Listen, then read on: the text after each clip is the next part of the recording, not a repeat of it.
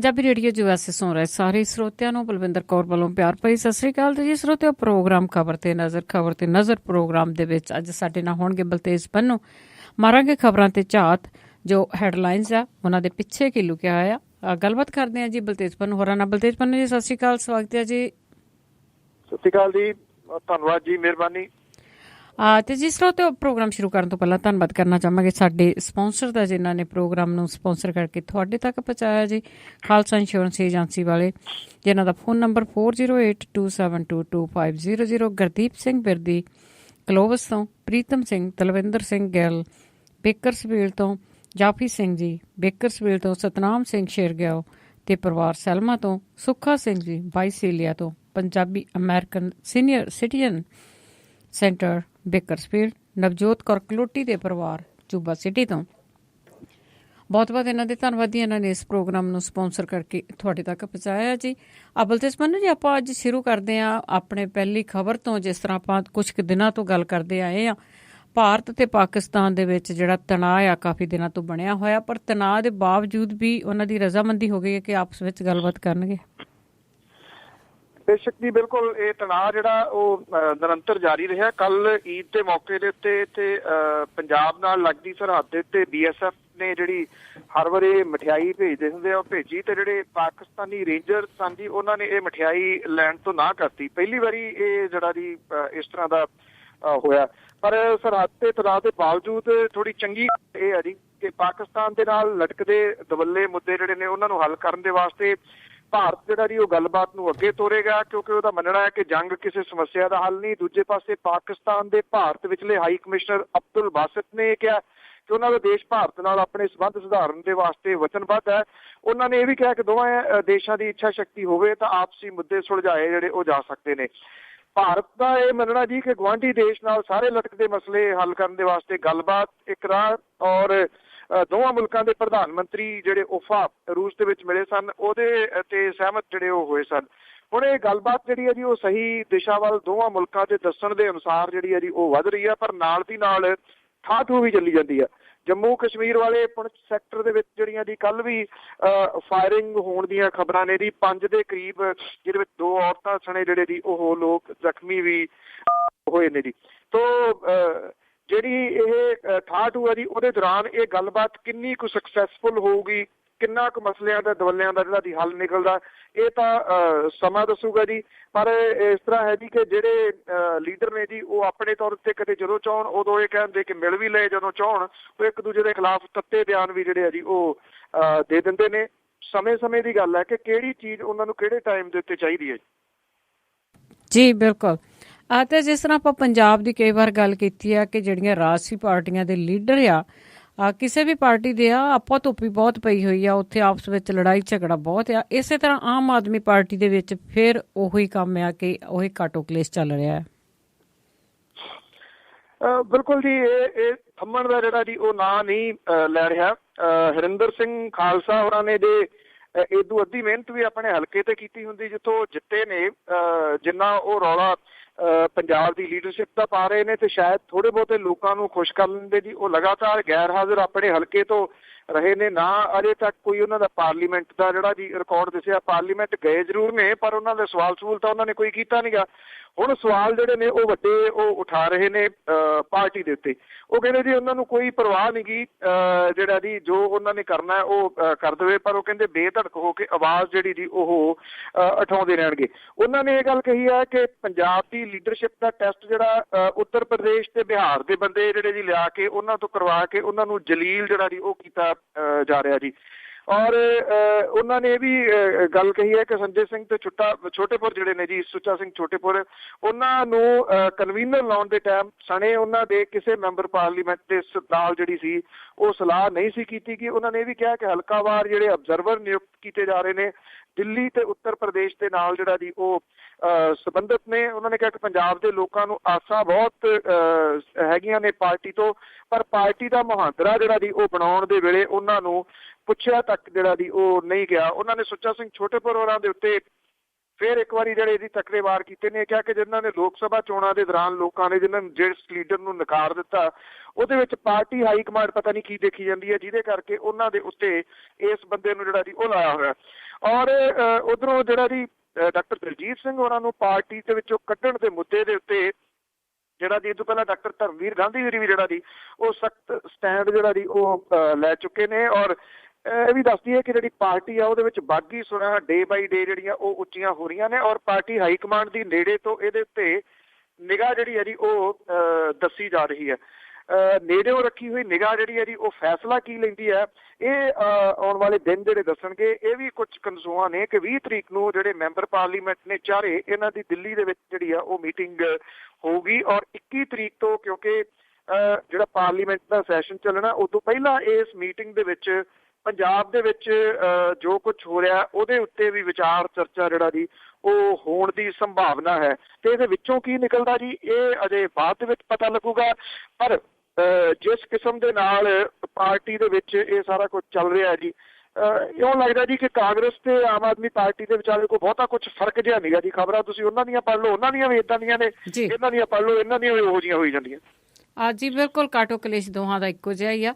ਤੇ ਅੱਗੇ ਆਪਾਂ ਮੁੱਖ ਸਕੱਤਰ ਦੀ ਗੱਲ ਕਈ ਦਿਨਾਂ ਤੋਂ ਕਰਦੇ ਆਏ ਆ ਜਿਹੜਾ ਸ਼੍ਰੋਮਣੀ ਕਮੇਟੀ ਨੇ ਨਿਯੁਕਤ ਕੀਤਾ ਸੀਗਾ ਤੇ ਕੇਂਦਰੀ ਗ੍ਰਹਿ ਮੰਤਰਾਲੇ ਨੇ ਉਸ ਦੇ ਲਈ ਇੱਕ ਇਹਨਾਂ ਨੂੰ ਲੈਟਰ ਭੇਜੀ ਸੀਗੀ, ਉਸ ਦੇ ਲਈ ਸਵਾਲ ਜਵਾਬ ਸੀਗੇ, ਪਰ ਸ਼੍ਰੋਮਣੀ ਕਮੇਟੀ ਨੇ ਮੁੱਖ ਸਕੱਤਰ ਦੀ ਨਿਯੁਕਤੀ ਨੂੰ ਜਾਇਜ਼ ਦੱਸਿਆ।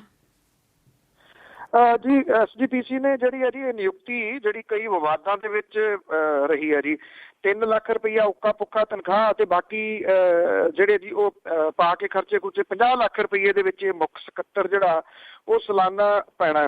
ਤੋ ਇਹਦੀ ਜਦੋਂ ਕੰਪਲੇਂਟ ਕੀਤੀ ਗਈ ਸੀ ਕੁਝ ਸ਼੍ਰੋਮਣੀ ਗੁਰਦੁਆਰਾ ਪ੍ਰਬੰਧਕ ਕਮੇਟੀ ਦੇ ਮੈਂਬਰਾਂ ਦੇ ਵੱਲੋਂ ਗ੍ਰਹਿ ਮੰਤਰਾਲੇ ਨੂੰ, ਕੇਂਦਰੀ ਗ੍ਰਹਿ ਮੰਤਰਾਲੇ ਨੂੰ, ਤੇ ਉਹਨਾਂ ਨੇ ਇਹਦੇ ਸੰਬੰਧ ਦੇ ਵਿੱਚ ਪੁੱਛਗਿੱਛ ਕੀਤੀ ਸੀ। ਹੁਣ ਜਿਹੜੀ ਇਹਨਾਂ ਨੇ ਆਪਣੀ ਪ੍ਰਤੀਕਿਰਿਆ ਦਿੱਤੀ ਹੈ, ਜਿਹੜਾ ਆਪਣਾ ਸਪਸ਼ਟੀਕਰਨ ਭੇਜਿਆ ਜੀ, ਉਹਦੇ ਵਿੱਚ ਇਸ ਨਿਯੁਕਤੀ ਦੀ ਜਿਹੜੀ ਪ੍ਰਕਿਰਿਆ ਉਹਨੂੰ ਜਾਇਜ਼ ਦੱਸਿਆ ਗਿਆ ਜੀ। ਸ਼੍ਰੋਮਣੀ ਕਮੇਟੀ ਦੇ ਪ੍ਰਧਾਨ ਜਿਹੜੇ ਨੇ ਅਵਤਾਰ ਸਿੰਘ ਮੱਕੜ ਹੋਰੀ ਉਹ ਇਹ ਗੱਲ ਕਹਿੰਦੇ ਨੇ ਕਿ ਅਸੀਂ ਜਿਹੜੀ ਚਿੱਠੀ ਆ ਜੀ ਜਿਹੜਾ ਜਵਾਬ ਸੀਗਾ ਉਹ ਭੇਜ ਦਿੱਤਾ ਜਿਹਦੇ ਵਿੱਚ ਸ਼੍ਰੋਮਣੀ ਕਮੇਟੀ ਦੇ ਮੁੱਖ ਸਕੱਤਰ ਦੀ ਕੀਤੀ ਜਾ ਰਹੀ ਜਿਹੜੀ ਨਿਯੁਕਤੀ ਹੈ ਉਹਨੂੰ ਜਾਇਜ਼ ਜਿਹੜਾ ਉਹ ਦੱਸਿਆ ਗਿਆ।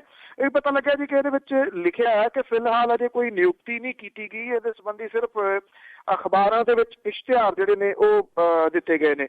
ਉਹਨਾਂ ਨੇ ਜਿਹੜਾ ਇਹ ਵੀ ਪਤਾ ਲੱਗਿਆ ਜੀ ਕਿ ਨਿਯੁਕਤੀ ਦਾ ਫੈਸਲਾ ਅੰਤਰਿਮ ਕਮੇਟੀ ਦੇ ਵੱਲੋਂ ਕੀਤਾ ਗਿਆ ਹੈ, ਨਾ ਕਿ ਕਿਸੇ ਇੱਕ ਜਿਹੜਾ ਜੀ ਉਹ ਵਿਅਕਤੀ ਦੇ ਵੱਲੋਂ। ਹੁਣ ਜਿਹੜੀ ਚਿੱਠੀ ਦੇ ਵਿੱਚ ਜੋ ਕੁਝ ਲਿਖਿਆ ਗਿਆ ਜੀ, ਜਿਹੜੇ ਕੇਂਦਰੀ ਵਿਭਾਗ ਦੇ ਸਕੱਤਰ ਨੇ ਰਕੇਸ਼ ਅਤਰੀ ਦੇ ਵੱਲੋਂ 1 ਜੁਲਾਈ ਨੂੰ ਇਹ ਜਿਹੜੀ ਚਿੱਠੀ ਸੀਗੀ ਉਹ ਅਕਾਲੀ ਦਲ 19-20 ਦੇ ਪ੍ਰਧਾਨ ਜਿਹੜੇ ਨੇ ਰਵਿੰਦਰ ਸਿੰਘ ਉਹਨਾਂ ਦੇ ਵੱਲੋਂ ਭੇਜਿਆ ਗਿਆ ਜਿਹੜਾ ਇੱਕ ਸ਼ਿਕਾਇਤ ਸੀਗੀ ਉਹਦੇ ਉੱਤੇ ਪੱਖ ਜਿਹੜਾ ਉਹ ਪੁੱਛਿਆ ਗਿਆ ਸੀਗਾ। ਅਕਾਲੀ ਦਲ 19-20 ਦੇ ਜਿਹੜੇ ਮੀਤ ਪ੍ਰਧਾਨ ਨੇ ਰਘਬੀਰ ਸਿੰਘ ਰਾਜਾਸਾ ਸੀ, ਉਹਨੇ ਕਿਹਾ ਸੀਗਾ ਕਿ ਸ਼੍ਰੋਮਣੀ ਕਮੇਟੀ ਦੇ ਵਿੱਚ ਉਪ ਮੁੱਖ ਮੰਤਰੀ ਦੀ ਦਖਲਅੰਦਾਜ਼ੀ ਦੇ ਨਾਲ ਇਹ ਨਵਾਂ ਰੁਝਾਨ ਜਿਹੜਾ ਸ਼ੁਰੂ ਕੀਤਾ ਜਾ ਰਿਹਾ ਜੋ ਕਿ ਭਵਿੱਖ ਦੇ ਵਿੱਚ ਖਤਰਨਾਕ ਜਿਹੜਾ ਜੀ ਉਹ ਹੋਊਗਾ। ਹੁਣ ਅਵਤਾਰ ਸਿੰਘ ਮੱਕੜ ਉਹਨਾਂ ਨੇ ਜਵਾਬ ਤਾਂ ਦੇ ਦਿੱਤਾ ਕਿ ਅੰਤਰਿਮ ਕਮੇਟੀ ਨੇ ਇਹਨੂੰ ਚੁਣਿਆ ਜੀ। ਹੁਣ ਅੰਤਰਿਮ ਕਮੇਟੀ ਦੀ ਹੋਂਦ ਕੀ ਹੈ ਜਾਂ ਉਹਨੂੰ ਕੌਣ ਰਿਮੋਟ ਕੰਟਰੋਲ ਦੇ ਨਾਲ ਚਲਾਉਂਦਾ, ਮੇਰਾ ਖਿਆਲ ਇਹਦੀ ਡਿਟੇਲ ਤਾਂ ਦੇਣ ਦੀ ਲੋੜ ਨਹੀਂ ਹੈ। ਅਤੇ ਕੱਲ ਆਪਾਂ ਜੀ ਗੱਲ ਕੀਤੀ ਸੀਗੀ ਘੱਗਰ ਦਰਿਆ ਦੇ ਵਿੱਚ ਪਾਣੀ ਦੀ ਕਿ ਉਸ ਦਾ ਜਿਹੜਾ ਪੱਧਰ ਆ ਕਾਫੀ ਘਟਿਆ ਹੋਇਆ ਸੀ, ਪਰ ਹੁਣ ਉਸ ਦੇ ਪਾਣੀ ਦਾ ਪੱਧਰ ਮੁੜ ਕੇ ਵੱਧ ਗਿਆ ਤੇ ਲੋਕ ਬੜੇ ਘਬਰਾਏ ਹੋਏ ਆ। ਬਿਲਕੁਲ ਜੀ, ਐਕਚੁਅਲੀ ਮੀਂਹ ਕੱਲ ਵੀ ਕਾਫੀ ਪਿਆ ਜੀ, ਅੱਗੋਂ ਅਗਲੇ ਜੇ 3-4 ਦਿਨ ਹੋਰ ਜਿਹੜਾ ਜੀ ਉਹ ਮੀਂਹ ਪੈਣ ਦੇ ਆਸਾਰ ਨੇ ਜੀ। ਹੁਣ ਜਿਹੜੀਆਂ JBC ਮਸ਼ੀਨਾਂ ਨੇ ਬੇਸ਼ਰਮੀ ਦੀ ਹੱਦ ਇਹ ਹੈ ਜੀ ਕਿ ਜਦੋਂ ਪਾਣੀ ਜਿਹੜਾ ਘੱਗਰ ਦਾ ਜਿਹੜਾ ਹੈ ਜੀ ਉਹ ਫੁੰਕਾਰੇ ਮਾਰ ਰਿਹਾ JBC ਮਸ਼ੀਨਾਂ ਦੇ ਨਾਲ, ਹੁਣ ਇਹਦੇ ਵਿਚਲੀ ਜਿਹੜੀ ਬੂਟੀ ਆ ਉਹਨੂੰ ਕੱਢਣ ਦੇ ਯਤਨ ਜਿਹੜੇ ਉਹ ਕੀਤੇ ਜਾ ਰਹੇ ਨੇ। ਹੁਣ ਬੂਟੀ ਕਿਵੇਂ ਕੱਢੀ ਜਾ ਸਕਦੀ ਹੈ ਜੀ? ਇਉਂ ਲੱਗਦਾ ਹੈ ਕਿ ਕਾਰਨਰ ਦੇ ਉੱਤੇ ਨੁਕਸਾਨ ਜਿਹੜਾ ਜੀ ਉਹ ਦਿਖ ਰਿਹਾ। ਘੱਗਰ ਦੇ ਵਿੱਚ ਪਾਣੀ ਦਾ ਪੱਧਰ ਮੁੜ ਕੇ ਜਿਹੜਾ ਜੀ ਵੱਧ ਗਿਆ। ਕਿਸਾਨ ਤੇ ਆਮ ਲੋਕ ਇਸ ਵੇਲੇ ਬੜੇ ਜਿਹੜਾ ਜੀ ਉਹ ਘਬਰਾਏ ਹੋਏ ਨੇ। ਡਰੇਨਜ਼ ਵਿਭਾਗ ਦੇ ਜਿਹੜੇ ਚੀਫ ਇੰਜੀਨੀਅਰ ਨੇ ਜੀ ਉਹ ਕਹਿੰਦੇ ਨੇ ਕਿ 744.4 ਦੇ ਉੱਤੇ ਜਿਹੜਾ ਜੀ ਉਹ ਪਹੁੰਚ ਗਿਆ ਔਰ ਮੂਣਕ ਨੇੜਲਾ ਇਲਾਕਾ ਜਿਹੜਾ ਪਹਿਲਾਂ ਹੀ 1500 ਏਕੜ ਦੇ ਕਰੀਬ ਜਿਹੜਾ ਘਿਰਿਆ ਹੋਇਆ ਜੀ, ਉੱਥੋਂ ਤੱਕ ਅੱਜ ਜਿਹੜਾ ਜੀ ਦੁਪਹਿਰ ਤੱਕ ਇਹ ਪਾਣੀ ਜਿਹੜਾ ਉਹ ਪਹੁੰਚੂਗਾ ਔਰ ਭਾਵ ਕਿ ਉੱਥੇ ਮੁਸ਼ਕਲ ਜਿਹੜੀ ਹੈ ਜੀ ਉਹ ਹੋਰ ਵਧਣ ਵਾਲੀ ਹੈ। ਮੂਣਕ ਨੇੜਲੇ ਬਾਗ ਵਾਲੇ ਬੰਨ੍ਹ ਦੇ ਕੋਲੇ ਘੱਗਰ ਵਿੱਚ ਥੋੜਾ ਕੱਟ ਲਾ ਕੇ ਖੇਤਾਂ ਦਾ ਪਾਣੀ ਮੁੜ ਕੇ ਘੱਗਰ ਦੇ ਵਿੱਚ ਪਾਇਆ ਗਿਆ ਸੀਗਾ, ਪਰ ਹੁਣ ਕਿਉਂਕਿ ਨਵਾਂ ਖਤਰਾ ਆ ਗਿਆ ਜੀ ਪਾਣੀ ਦਾ, ਇਹਨੂੰ ਹੁਣ ਕੱਟ ਨੂੰ ਫੇਰ ਜਿਹੜਾ ਜੀ ਉਹ ਪੂਰਿਆ ਜਾ ਰਿਹਾ। ਤਾਂ ਕਿ ਆਉਣ ਵਾਲਾ ਜਿਹੜਾ ਪਾਣੀ ਆ ਮੁੜ ਕੇ ਖੇਤਾਂ ਦੇ ਵਿੱਚ ਕਿਤੇ ਦੁਬਾਰਾ ਜਿਹੜਾ ਜੀ ਉਹ ਨਾ ਚਲੇ ਜਾਵੇ ਜੀ। ਜਿਹੜੀ ਬੂਟੀ ਆ ਜਲਕੇਲੀ ਜਿਹੜੀ ਆ ਜੀ ਉਹਨੂੰ ਕੱਢਣ ਦੇ ਯਤਨ ਜਿਹੜੇ ਨੇ ਉਹ ਕੀਤੇ ਜਾ ਰਹੇ ਨੇ। ਜਿਹੜਾ ਭਾਖੜਾ ਦੇ ਪਾਣੀ ਆ ਜੀ ਉਹ 1631 ਦੇ ਉੱਤੇ ਮੁੜ ਕੇ ਜਿਹੜਾ ਜੀ ਉਹ ਪਹੁੰਚ ਗਿਆ ਔਰ ਝੀਲ ਦੇ ਵਿੱਚ ਜਿਹੜੀ ਪਾਣੀ ਦੀ ਆਮਦ ਆ ਜੀ ਉਹ 70,150 ਕਿਊਸਕ ਜਿਹੜੀ ਆ ਜੀ ਉਹ ਦਰਜ ਕੀਤੀ ਗਈ ਆ ਔਰ 35,336 ਕਿਊਸਕ ਜਿਹੜਾ ਪਾਣੀ ਆ ਉਹ ਛੱਡਿਆ ਜਾ ਰਿਹਾ। ਦੂਜੇ ਪਾਸੇ ਜਿਹੜਾ ਰਾਵੀ ਦਰਿਆ ਦੇ ਉੱਤੇ ਬਣਿਆ ਹੋਇਆ ਰਣਜੀਤ ਸਾਗਰ ਡੈਮ ਹੈ ਉਹਦੇ ਕੈਚਮੈਂਟ ਖੇਤਰ ਦੇ ਉੱਤੇ ਵੀ ਪਹਾੜਾਂ ਦੇ ਵਿੱਚ ਜਿਹੜਾ ਮੀਂਹ ਪੈ ਰਿਹਾ ਉਹਦੀ ਵਜ੍ਹਾ ਕਰਕੇ ਜਿਹੜਾ ਝੀਲ ਦਾ ਪਾਣੀ ਹੈ ਜੀ ਉਹ 523.77 ਮੀਟਰ ਜਿਹੜਾ ਉਹ ਹੋ ਗਿਆ ਔਰ ਡੈਮ ਪ੍ਰਸ਼ਾਸਨ ਜਿਹੜਾ ਜੀ ਉਹ ਸਪਿਲਵੇ ਦੇ ਫਲੱਡ ਗੇਟ ਜਿਹੜੇ ਆ ਜੀ ਉਹ ਖੋਲ ਕੇ ਵਾਧੂ ਪਾਣੀ ਮਾਧੋਪੁਰ ਵੱਲ ਨੂੰ ਜਿਹੜਾ ਜੀ ਉਹ ਛੱਡਣਾ ਸ਼ੁਰੂ ਕੀਤਾ ਹੋਇਆ ਜੀ। ਫਲੱਡ ਗੇਟ ਜਿਹੜੇ ਖੋਲੇ ਨੇ ਇਹਦੇ ਵਿੱਚ 20,500 ਕਿਊਸਕ ਪਾਣੀ ਜਿਹੜਾ ਜੀ ਉਹ ਛੱਡਿਆ ਗਿਆ। ਇਹ ਜਿਹੜਾ ਪਾਣੀ ਹੈ ਜੀ ਇਹਨੇ ਵੀ ਤਰਥੱਲੀ ਜਿਹੜੀ ਆ ਉਹ ਦਰਿਆਵਾਂ ਦੇ ਵਿੱਚ ਮਚਾਉਣੀ ਸ਼ੁਰੂ ਕਰ ਦਿੱਤੀ ਹੈ ਔਰ ਜਿਹੜਾ ਪ੍ਰਸ਼ਾਸਨ ਹੈ ਜੀ ਉਹਨੇ ਨੀਵੇਂ ਥਾਵਾਂ ਦੇ ਉੱਤੇ ਬੈਠੇ ਲੋਕ ਜਿਹੜੇ ਨੇ ਜੀ ਉਹਨਾਂ ਨੂੰ ਵਾਰਨਿੰਗ ਜਾਰੀ ਕਰਤੀ ਹੈ ਰਾਤੀ ਲਾਊਡ ਸਪੀਕਰਾਂ ਦੇ ਰਾਹੀਂ ਕਿ ਉਹ ਉੱਠ ਕੇ ਸੁਰੱਖਿਅਤ ਥਾਵਾਂ ਵੱਲ ਨੂੰ ਜਿਹੜਾ ਜੀ ਉਹ ਚਲੇ ਜਾਣ ਕਿਉਂਕਿ ਪਾਣੀ ਦਾ ਪੱਧਰ ਕਿਸੇ ਟਾਈਮ ਹੋਰ ਵੱਧ ਸਕਦਾ ਤੇ ਡੈਮਾਂ ਤੋਂ ਪਾਣੀ ਜਿਹੜਾ ਜੀ ਉਹ ਹੋਰ ਛੱਡਿਆ ਜਾ ਸਕਦਾ। ਹਾਂ ਜੀ ਬਿਲਕੁਲ ਉਹ ਖਤਰਾ ਬਣਿਆ ਹੋਇਆ ਉੱਥੇ। ਤੇ ਅੱਗੇ ਆਪਾਂ ਗੱਲ ਕਰਦੇ ਹਾਂ ਜੀ ਚੋਣਾਂ ਦੀ ਕਿ ਚੋਣਾਂ ਸਿਰ ਤੇ ਆ ਗਈਆਂ ਆ ਤੇ ਪੰਜਾਬ ਸਰਕਾਰ ਵੱਲੋਂ ਇਹ ਲੱਗਦਾ ਆ ਕਿ ਵੱਡੇ ਪੱਧਰ ਦੇ ਉੱਤੇ ਬਦਲੀਆਂ ਕੀਤੀਆਂ ਜਾਣਗੀਆਂ। ਬਿਲਕੁਲ ਜੀ, ਜਿਵੇਂ ਕੱਲ ਆਪਾਂ ਗੱਲ ਕੀਤੀ ਸੀ ਕਿ 25-25 ਕਰੋੜ ਰੁਪਈਆ ਹਲਕੇ ਨੂੰ ਜਿਹੜਾ ਜੀ ਉਹ ਦਿੱਤਾ ਗਿਆ ਇੱਧਰ ਮਾਲਵੇ ਵਾਲੀ ਸਾਈਡ ਦੇ ਉੱਤੇ ਔਰ ਇਹ ਵੀ ਕਿਹਾ ਗਿਆ ਕਿ 15 ਦਿਨਾਂ ਦੇ ਵਿੱਚ 25-25 ਕਰੋੜ ਹੋਰ ਦਿੱਤਾ ਜਾਊਗਾ। ਸਾਬਕਾ ਮੁੱਖ ਮੰਤਰੀ ਕੈਪਟਨ ਅਮਰਿੰਦਰ ਸਿੰਘ ਹੋਰਾਂ ਨੇ ਇਸ ਕਰਜ਼ੇ ਦਾ ਵਿਰੋਧ ਕੀਤਾ। ਉਹਨਾਂ ਨੇ ਇਹ ਕਿਹਾ ਕਿ ਪਹਿਲਾਂ ਹੀ ਪੰਜਾਬ ਦੇ ਸਿਰ ਇੰਨਾ ਕਰਜ਼ਾ ਜਿਹੜਾ ਜੀ ਚੜਿਆ ਪਿਆ ਤੇ ਇਹ ਕਰਜ਼ਾ ਹੋਰ ਪੰਜਾਬ ਦੇ ਸਿਰ ਜਿਹੜਾ ਜੀ ਉਹ ਪਾਉਣ ਦੇ ਯਤਨ ਦੇ। ਆਈ ਥਿੰਕ ਲੱਗਦਾ ਇਉਂ ਆ ਇਸ ਕਰਜ਼ੇ ਨੂੰ ਦੇਖ ਕੇ ਕਿ ਅਕਾਲੀ ਦਲ ਵਾਲੇ ਸੋਚਦੇ ਨੇ ਕਿ ਨਵੀਂ ਬਣਨ ਵਾਲੀ ਸਰਕਾਰ ਲਈ ਮੁਸੀਬਤਾਂ ਜਿਹੜੀਆਂ ਇੱਦਾਂ ਖੜੀਆਂ ਕੀਤੀਆਂ ਜਾਣ ਵੀ ਜੇ ਇਹਨਾਂ ਦੀ ਨਹੀਂ ਬਣਦੀ ਤੇ ਜਿਹੜੀ ਨਵੀਂ ਸਰਕਾਰ ਆਵੇ ਉਹ ਤੋਂ ਵੀ ਫਿਰ ਸਿਸਟਮ ਜਿਹੜਾ ਉਹ ਸੰਭਾਲਿਆ ਨਾ ਜਾ ਸਕੇ। ਪਰ ਨਾਲ ਦੀ ਨਾਲ ਅੰਦਰ ਖਾਤੇ ਜਿਹੜੀਆਂ ਦੀ ਉਹ ਇਲੈਕਸ਼ਨ ਦੀਆਂ ਤਿਆਰੀਆਂ ਇਸ ਵੇਲੇ ਪੂਰੀਆਂ ਜ਼ੋਰਾਂ ਦੇ ਉੱਤੇ ਜਿਹੜੀਆਂ ਉਹ ਚੱਲ ਰਹੀਆਂ ਨੇ ਜੀ। ਪੰਜਾਬ ਸਰਕਾਰ ਦੇ ਵੱਲੋਂ ਸਿਵਲ ਤੇ ਪੁਲਿਸ ਪ੍ਰਸ਼ਾਸਨ ਦੇ ਵਿੱਚ ਵੱਡੇ ਪੱਧਰ ਦੇ ਉੱਤੇ ਬਦਲੀਆਂ ਜਿਹੜੀਆਂ ਨੇ ਉਹ ਕੀਤੀਆਂ ਜਾਣਗੀਆਂ। ਡਿਪਟੀ ਕਮਿਸ਼ਨਰ, ਜ਼ਿਲ੍ਹਾ ਪੁਲਿਸ ਮੁਖੀ, ਵਿਭਾਗਾਂ ਦੇ ਮੁਖੀ, ਪ੍ਰਬੰਧਕੀ ਸਕੱਤਰ, ਇਹ ਸਾਰੀਆਂ ਦੀਆਂ ਜਿਹੜੀਆਂ ਬਦਲੀਆਂ ਦੇ ਆਸਾਰ ਜਿਹੜੇ ਉਹ ਬਣ ਗਏ ਨੇ। ਦਰਜਨ ਤੋਂ ਵੱਧ ਆਫੀਸਰ ਸੋਮਵਾਰ ਤੱਕ ਦਫ਼ਤਰਾਂ ਦੇ ਵਿੱਚ ਪਰਤ ਆਉਣਗੇ। ਉਸ ਤੋਂ ਬਾਅਦ ਤਬਾਦਲੇ ਜਿਹੜੇ ਨੇ ਜੀ ਉਹ ਹੋਣੇ ਸ਼ੁਰੂ ਹੋਣਗੇ। ਹਲਕਿਆਂ ਦੇ ਵਿੱਚ ਮੰਨਿਆ ਜਾ ਰਿਹਾ ਜੀ ਕਿ ਸਰਕਾਰ ਦੇ ਵੱਲੋਂ ਅਫਸਰਾਂ ਦੇ ਤਬਾਦਲੇ ਆਉਂਦੀਆਂ ਵਿਧਾਨ ਸਭਾ ਚੋਣਾਂ ਨੂੰ ਮੁੱਖ ਰੱਖ ਕੇ ਕੀਤੇ ਜਾ ਰਹੇ ਨੇ। ਹਾਕਮ ਪਾਰਟੀ ਜਿਹੜੀ ਹੈ ਜੀ ਉਹਨੇ ਵਿਧਾਨ ਸਭਾ ਚੋਣਾਂ ਦੀ ਹੁਣੇ ਤੋਂ ਤਿਆਰੀ ਸ਼ੁਰੂ ਕਰਤੀ ਹੈ ਔਰ ਚੋਣ ਕਮਿਸ਼ਨ ਦੇ ਵੱਲੋਂ ਵਿਧਾਨ ਸਭਾ ਚੋਣਾਂ ਦੀ ਤਿਆਰੀ ਮਈ-ਜੂਨ 2016 ਦੇ ਵਿੱਚ ਜਿਹੜੀ ਹੈ ਜੀ ਉਹ ਆਰੰਭ ਕੀਤੀ ਜਾਊਗੀ ਤਕਰੀਬਨ ਸਾਲ ਤੱਕ, ਜੇ ਚੋਣਾਂ ਸਹੀ ਸਮੇਂ ਦੇ ਉੱਤੇ ਔਨ ਟਾਈਮ ਹੋਣੀਆਂ ਨੇ ਤਾਂ। ਹਾਕਮ ਪਾਰਟੀ ਜਿਹੜੀ ਹੈ ਜੀ ਉਹ ਚੋਣ ਕਮਿਸ਼ਨ ਦੀਆਂ ਤਿਆਰੀਆਂ ਤੋਂ ਪਹਿਲਾਂ ਆਪਣੀਆਂ ਜਿਹੜੀਆਂ ਜੀ ਯੋਜਨਾਵਾਂ ਨੇ ਉਹ ਸਿਰੇ ਚੜਾਉਣ ਦੇ ਯਤਨ ਦੇ ਵਿੱਚ ਹੈ। ਜਿਹੜੇ ਸੀਨੀਅਰ ਆਗੂ ਨੇ ਜੀ ਉਹਨਾਂ ਨੂੰ ਵਿਦੇਸ਼ਾਂ ਦੇ ਵਿੱਚ ਪ੍ਰਵਾਸੀ ਭਾਰਤੀਆਂ ਨੂੰ ਜਿਹੜਾ ਜੀ ਉਹ ਮਨਾਉਣ ਦੇ ਯਤਨਾਂ ਦੇ ਤਹਿਤ ਜਿਹੜਾ ਜੀ ਉਹ ਭੇਜਿਆ ਗਿਆ। ਪਰ ਜੋ ਕੁਝ ਉੱਥੇ ਹਸ਼ਰ ਹੋਇਆ ਜੀ ਉਹਦੀ ਅਜੇ ਰਿਪੋਰਟ ਆਉਣੀ ਬਾਕੀ ਹੈ। ਸ਼ਾਇਦ ਹੋ ਸਕਦਾ ਜੀ ਕਿ ਜਿਹੜੇ ਤਰੀਕੇ ਦੇ ਨਾਲ ਉੱਥੇ ਇਹਨਾਂ ਦਾ ਵਿਰੋਧ ਹੋਇਆ ਅੱਗੋਂ ਜਿਹੜੀਆਂ ਤਿਆਰੀਆਂ ਸੀਗੀਆਂ ਉਹ ਉਹਨਾਂ ਨੂੰ ਜਿਹੜੇ NRIs ਨੇ ਉਹਦੇ ਵਾਸਤੇ ਸ਼ਾਇਦ ਰੋਕਿਆ ਜਾਵੇ। ਉਹ ਇਸ ਤਰੀਕੇ ਦੇ ਨਾਲ ਕਿ ਲੱਗਦਾ ਨਹੀਂ ਕਿ ਗਾਂਹ ਜਿਹੜੇ ਜੀ ਕੋਈ ਹੋਰ ਆਉਣਗੇ। ਜਿਵੇਂ ਇਹ ਕਿਹਾ ਜਾ ਰਿਹਾ ਸੀਗਾ ਕਿ ਕੁਝ ਸੀਨੀਅਰ ਲੀਡਰ ਜਿਹੜੇ ਨੇ ਉਹ ਵਿਦੇਸ਼ਾਂ ਦੀ ਫੇਰੀ ਤੇ ਆ ਸਕਦੇ ਨੇ, ਜਿਹਦੇ ਵਿੱਚ ਉਚੇਚੇ ਤੌਰ ਦੇ ਉੱਤੇ ਜ਼ਿਕਰ ਅਕਾਲੀ ਦਲ ਦੇ ਪ੍ਰਧਾਨ ਡਿਪਟੀ ਮੁੱਖ ਮੰਤਰੀ ਸੁਖਬੀਰ ਸਿੰਘ ਬਾਦਲ ਹੋਰਾਂ ਦਾ ਹੋ ਰਿਹਾ ਸੀਗਾ। ਅੱਜ ਹੀ ਬਿਲਕੁਲ, ਪਰ ਇੱਥੇ ਦੀ ਹਵਾ ਜਿਹੜੀ ਆ ਬਹੁਤੀ ਖੁਸ਼ਗਵਾਰ ਨਹੀਂ ਕਿ ਹੁਣ ਕੋਈ ਆਵੇ। ਤੇ ਅੱਗੇ ਇਸ ਦੇ ਨਾਲ ਰਲਦੀ ਮਿਲਦੀ ਗੱਲ ਕਰੀਏ ਕਿ ਜਿਸ ਤਰ੍ਹਾਂ ਮੰਤਰੀ ਸੰਤਰੀ ਆਏ ਹੋਏ ਆ, ਕਿਤੇ ਨਾ ਕਿਤੇ ਉਹ ਸੁਣਨ ਨੂੰ ਮਿਲਦਾ ਆ ਕਿ ਉੱਥੇ ਪੰਜਾਬ ਦੇ ਵਿੱਚ ਬੜੀ ਤਰੱਕੀ ਆ, ਸਾਰੇ ਖੁਸ਼ ਆ, ਪਰ ਕਿਸਾਨ ਆ ਜਿਹੜੇ ਰੋਜ਼ ਹੀ ਕੋਈ ਨਾ ਕੋਈ ਖੁਦਕੁਸ਼ੀਆਂ ਚੱਲਦੀਆਂ ਰਹਿੰਦੀਆਂ ਤੇ ਹੁਣ ਵੀ 2 ਕਿਸਾਨਾਂ ਨੇ ਖੁਦਕੁਸ਼ੀ ਕੀਤੀ ਆ। ਦੇਖੋ ਜੀ, ਇਹ ਰਾਸ ਕਰਨ ਵਾਲੀਆਂ ਖਬਰਾਂ ਰੋਜ਼ ਦੀਆਂ ਨੇ ਜੀ, ਪਰ ਇਹ ਸਿਆਸਤਦਾਨਾਂ ਨੂੰ ਨਹੀਂ ਦਿੰਦੀਆਂ ਜੀ ਬਿਲਕੁਲ ਵੀ। ਜਿਹੜਾ ਇੱਕ ਤਾਂ ਮਾਚੀਵਾੜਾ ਸਾਹਿਬ ਦੇ ਵਿੱਚ ਜਿਹੜਾ ਜੀ ਉੱਥੋਂ ਦਾ ਨਿਵਾਸੀ ਗੁਰਪ੍ਰੀਤ ਸਿੰਘ ਸੀਗਾ ਨੀਟਾ ਮੰਗਟ, ਜਿਹਨੇ ਕਿ ਆਪਣੇ ਰਿਵਾਲਵਰ ਦੇ ਨਾਲ ਖੁਦਕੁਸ਼ੀ ਜਿਹੜੀ ਹੈ ਜੀ ਉਹ ਕਰ ਲਈ ਹੈ। ਉਹਦੀ ਖੁਦਕੁਸ਼ੀ ਦਾ ਕਾਰਨ ਉਹਦੀ ਆਪਣੀ ਹੀ ਜ਼ਮੀਨ ਦੇ ਉੱਤੇ ਆਪਣੇ ਇੱਕ ਦੋਸਤ ਨੂੰ ਬੈਂਕ ਤੇ ਦਵਾਏ ਕਰਜ਼ੇ ਨੂੰ ਜਿਹੜਾ ਜੀ ਉਹ ਦੱਸਿਆ ਗਿਆ। ਇਹ ਪਤਾ ਲੱਗਾ ਜੀ ਕਿ ਜਿਹੜਾ ਪੁਲਿਸ ਨੇ ਉਹਨੇ ਦੱਸਿਆ ਕਿ ਉਹਦੇ ਜਿਹੜਾ ਉਹਦਾ ਮੁੰਡਾ ਜੀ ਉਹਨੇ ਦੱਸਿਆ ਕਿ ਉਹਦੇ ਦੋਸਤ ਤੇਜਿੰਦਰ ਸਿੰਘ ਗਰੇਵਾਲ ਨੇ ਉਹਦੀ ਜ਼ਮੀਨ ਦੇ ਉੱਤੇ ਬੈਂਕ ਤੋਂ 4 ਲੱਖ ਰੁਪਏ ਦਾ ਕਰਜ਼ਾ ਲਿਆ ਸੀਗਾ ਜੀ। ਕਰਜ਼ਾ ਜਿਹੜਾ ਉਹਨੇ ਦੋਸਤੀ ਦੇ ਕਰਕੇ ਕਰਜ਼ਾ ਜਿਹੜਾ ਜੀ ਉਹ ਲੈ ਦਿੱਤਾ। ਨਾ ਤਾਂ ਉਸ ਵਿਅਕਤੀ ਨੇ ਸਮੇਂ ਸਿਰ ਮੁੜ ਕੇ ਕੋਈ ਵਿਆਜ ਜਮ੍ਹਾਂ ਕਰਾਇਆ, ਨਾ ਹੀ ਰਕਮ ਦੀ ਅਦਾਇਗੀ ਜਿਹੜੀ ਸੀ ਉਹ ਦਿੱਤੀ। ਬੈਂਕ ਨੇ ਉਹਨੂੰ ਜਿਹੜਾ ਨੋਟਿਸ ਜਾਰੀ ਕੀਤਾ ਸੀਗਾ ਜੀ 2 ਦਿਨ ਪਹਿਲਾਂ, ਜਿਹਦੇ ਕਰਕੇ ਉਹ ਪਰੇਸ਼ਾਨ ਸੀਗਾ।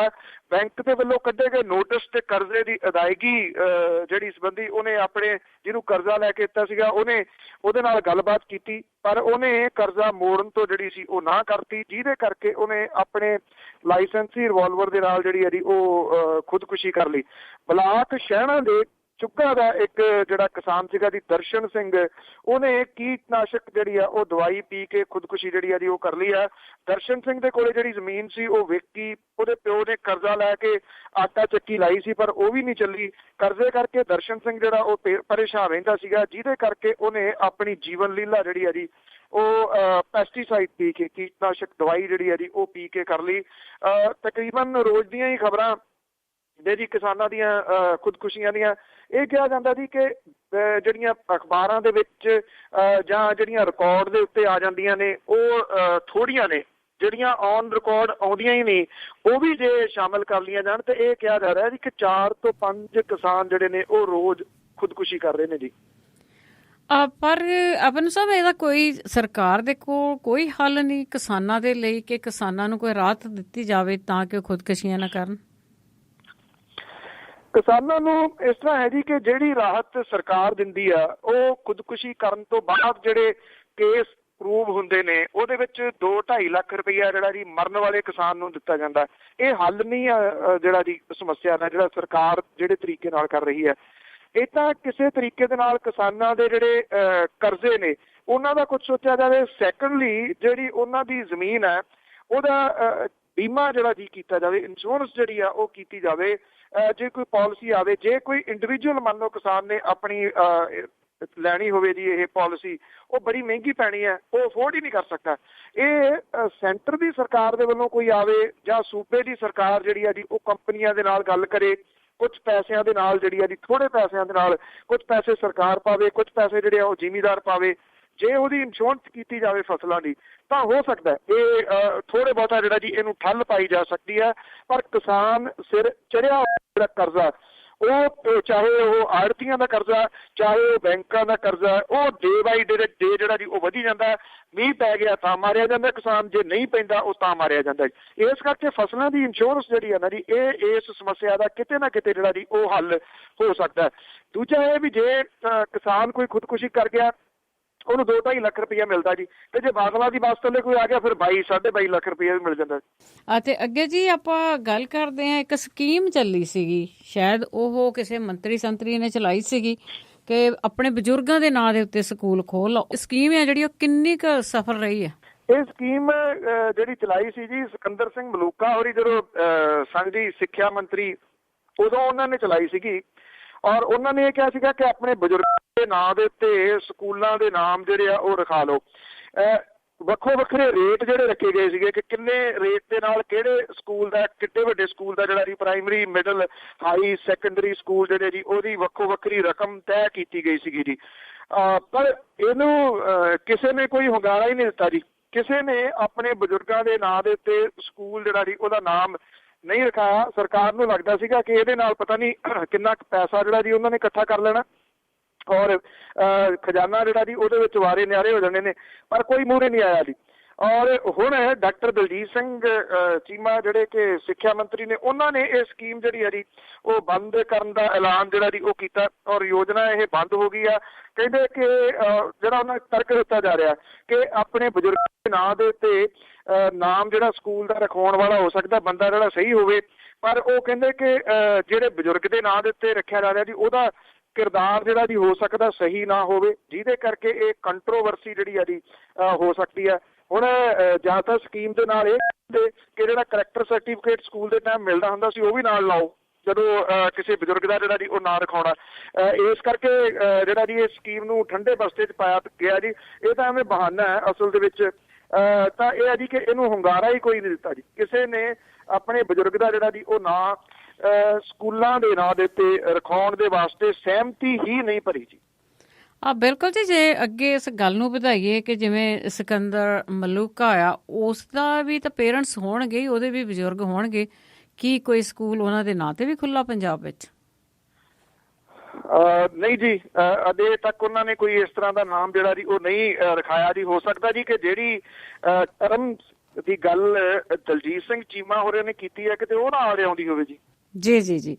ਤੇ ਅੱਗੇ ਜੀ ਆਪਾਂ ਅਖੀਰਲਾ ਸਵਾਲ ਆ ਕਿ ਪੂਲੇ ਦਾ ਸਾਥੀ ਆ ਜਿਹੜਾ, ਉਸਨੂੰ ਉਮਰ ਕੈਦ ਦੀ ਸਜ਼ਾ ਹੋਈ ਆ, ਕਿਹੜੇ ਕੇਸ ਦੇ ਵਿੱਚ ਹੋਈ ਆ? ਇਹ ਜਿਹੜਾ ਜੋਗਾ ਸਿੰਘ ਖਾਨਪੁਰ ਦੇ ਪਰਿਵਾਰ ਦੇ 7 ਜੀਆਂ ਨੂੰ 1991 ਦੇ ਵਿੱਚ ਕਤਲ ਕੀਤਾ ਗਿਆ ਸੀਗਾ ਜੀ।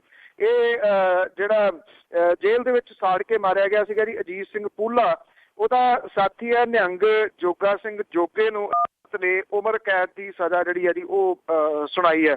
ਇਹ ਜਿਹੜੀ ਹੈ ਜੀ ਅੰਮ੍ਰਿਤਸਰ ਦੀ ਸੈਸ਼ਨ ਜੱਜ ਜਿਹੜੇ ਨੇ ਜੀ, ਉਹਨਾਂ ਨੇ ਜੋਗਾ ਸਿੰਘ ਜੋਗੀ ਨੂੰ 302 ਦੇ ਅਧੀਨ ਉਮਰ ਕੈਦ ਤੇ 436 ਦੇ ਅਧੀਨ 5 ਸਾਲ ਦੀ ਸਜ਼ਾ ਜਿਹੜੀ ਹੈ ਜੀ ਉਹ ਸੁਣਾਈ ਹੈ।